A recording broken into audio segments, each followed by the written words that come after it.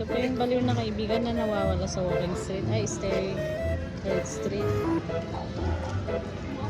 Naanginan po yung utak niya. Naanginan po yung utak niya. Ayan o. Ayan niyo po. Bigyan niyo lang po kahit 5-5 lang. Pangkata daw niya. Yun po yung mga kaibigan niya. Yan.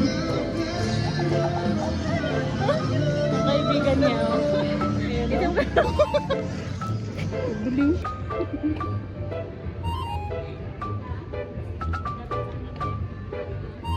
May paddings ka.